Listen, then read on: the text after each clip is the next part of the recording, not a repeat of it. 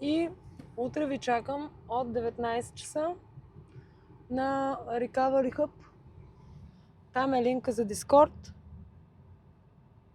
където ще има сбирка. На сбирката заповядайте, говорим за това как се справяме с зависимостта заедно и за абсолютно всякакви други житейски проблеми, които са свързани пряко с зависимото поведение.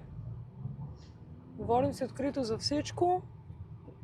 Всичко остава в сбирката, анонимно. Не го разказваме никъде другаде.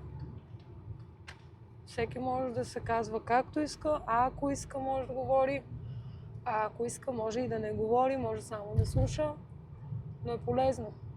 Така че вече сме в понеделник, сряда и петък, все от 7 часа.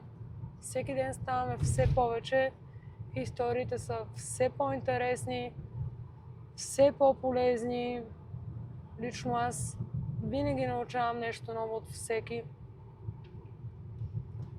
И може би най-важното нещо, което помага, е точно информацията. Какво е зависимостта, защо залагам, дори когато не ми се залага.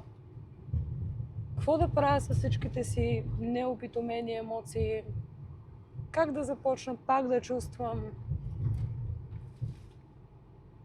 как да заместя всичките си липси, какво да правя с всичките травми, които имам, какво да правя с всички хора, които не ме разбират, как да накарам някой да ме разбира и всичките от нея въпроси, дето всеки човек ги има в главата си.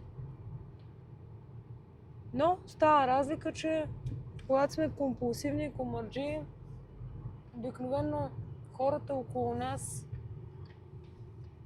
не ни разбират и ние не ги разбираме. И става едно затваряне вътре в себе си.